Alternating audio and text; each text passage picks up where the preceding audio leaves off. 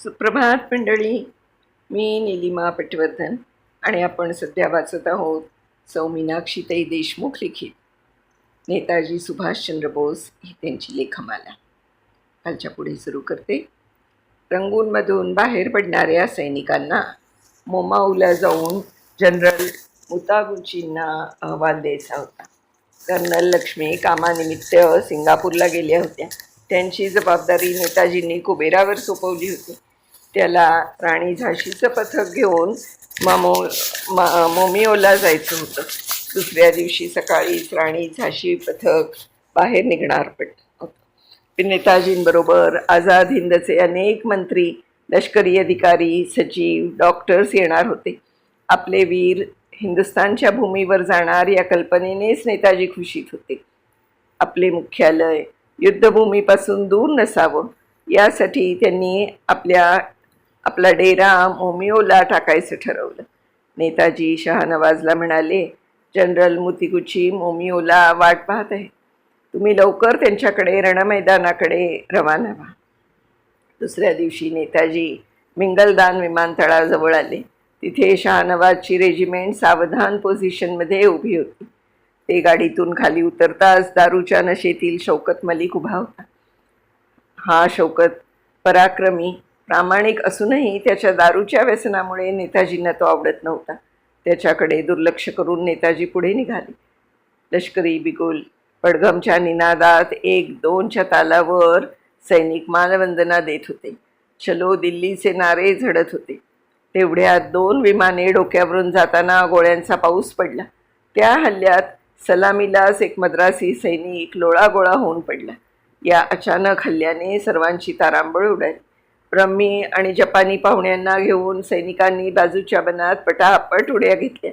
शहानवाज तारस्वरात ओरडून नेताजींना मंचावरून खाली उतरायला सांगत होते. नेताजी मात्र निश्चल उभेच.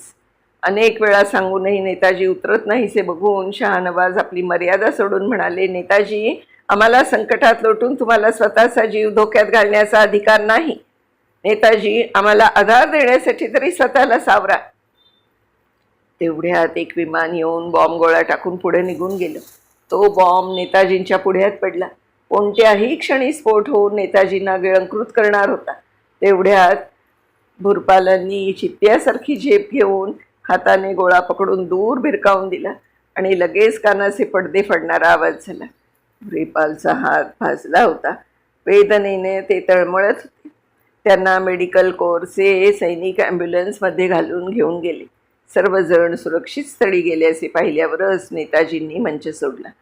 सर्वांना आव्हानात्मक स्वरात म्हणाले, त्या पर्वतराजी पलीकडे आपली मातृभूमी आहे. ती आपल्याला साथ घालत आहे. उठा, आता उसंत नाही. घ्या हाती खड्ग. दिल्लीची राजरस्ता हा स्वातंत्र्याचा महामार्ग आहे. चलो दिल्ली चलो, चलो दिल्ली चलो.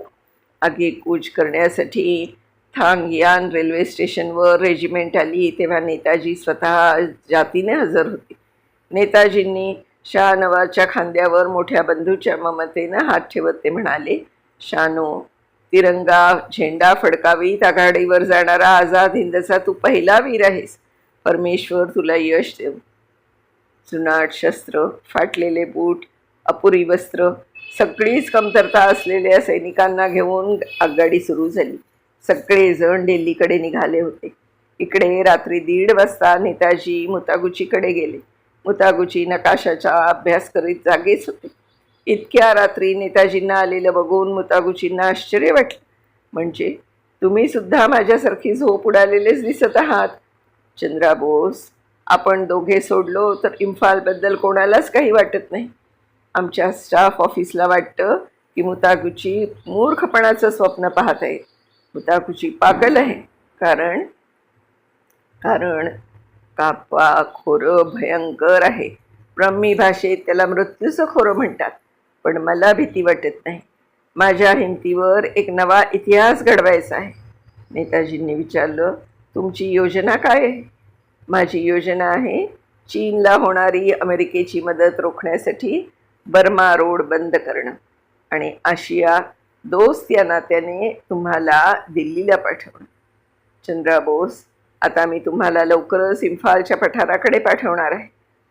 नेताजी म्हणाले, जनरल साहेब, तो दिवस उगवू तर द्या. इम्फालात पाऊल ठेवल्याबरोबर क्रांतीच्या ज्वालांनी हिंदुस्तान पेटेल. त्यासाठीच माझे शेकडो सहकारी हिंदुस्तानमधल्या महत्त्वाच्या शहरात पुढे पाठवले आहेत. नेताजींनी मुतागुचींचा निरोप घेतला तेव्हा दिवस उजाडायला आला होता.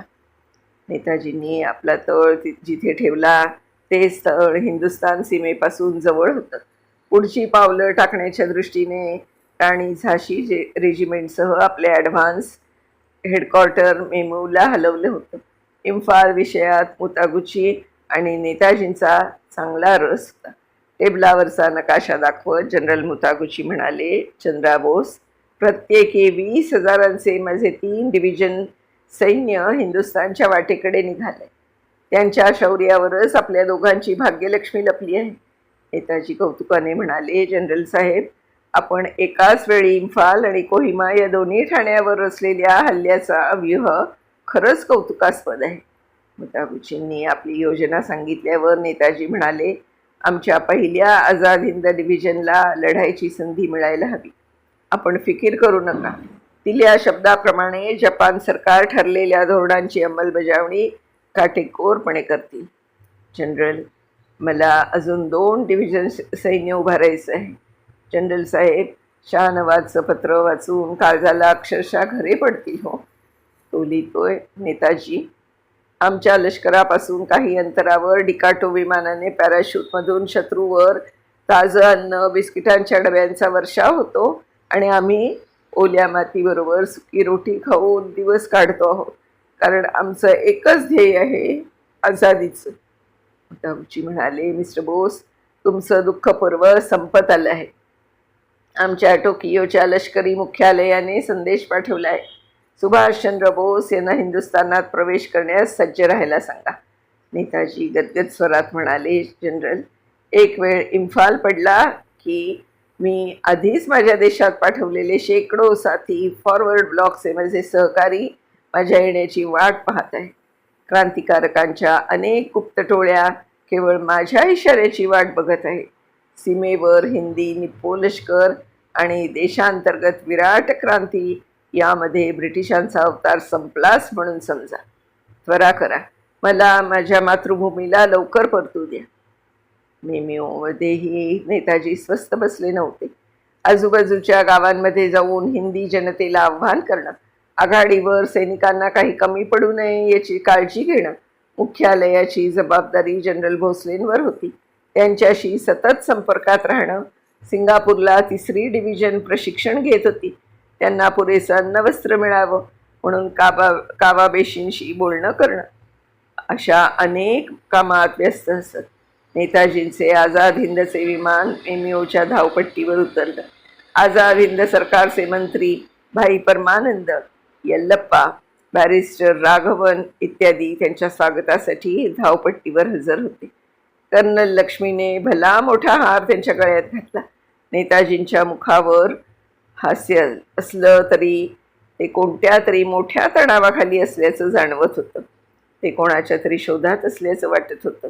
तेवढ्यात लष्करी मोटारीतून जनरल मुतागुची धावत समोर येऊन आदराने मान झुकवून आयोगी केली. घाईघाईत म्हणाले, चला लवकर, आपल्याला गव्हर्नर हाऊसवर जायचं आहे. दोघेही गव्हर्नर हाऊसच्या मुख्यालयात पोचले. नेताजींनी विचारलं, जनरल साहेब, आज 22 एप्रिल, तुमचे सम्राट तेनेचो सेत्सुलाच्या वाढदिवसाला फक्त 7च दिवस उरले. इम्फालचे काय झाले? आम्ही हिंदुस्थानमध्ये प्रवेश कधी करणार? मुतागुचींची चर्या खाडकन उतरली. नेताजींच्या लक्षात आलं काहीतरी बिनसलं. नेताजी म्हणाले, जनरल साहेब, तुमची 85,000ची चतुरंग सेना आणि माझ्या 2 डिव्हिजन्सपैकी एक आघाडीवर पोचली असेल, दुसरी वाटेत असेल. हा प्रश्न सर्वांच्या भवितव्याचा आहे. अर्ध्या जगाला गवसणी घालणाऱ्या मला उद्या विचारलं की सुभाष तुम्ही काय मिळवलं, तर मी माझ्या देशबांधवांना काय उत्तर देऊ? मुतागुची पश्चात्तापदत्त स्वरात म्हणाले, माझं नशीबच फुटकं म्हणून मला असे मूर्ख सेकंड इन कमांड मिळाले. त्यांच्याच मूर्खपणामुळे ब्रिटिशांच्या 17व्या डिव्हिजनचे 20,000 टॉमीचे भक्ष हातून निसटले. हा केवढा गंभीर गुन्हा. पण मुतागुचीजी, काहीही करा, लवकर इम्फाल पडेल असं काही करा. इम्फाल पडताच मला देशातील क्रांतीचा भडका उडवायचा आहे. त्यासाठी माझे हजारो भूमिगत साथीदार आपल्या वाटेकडे डोळे लावून बसले आहेत.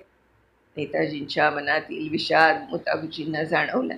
ते नेताजींना आश्वस्त करत म्हणाले, बोसजी, मी आज दुपारीच इथले डेरेदांडे गुंडाळून मोमियोतून बाहेर पडतो. मुख्यालयात नेताजी दिवसभर कामाचा उरक्का पाडत होते. धान्याचे साठे कमी पडत होते.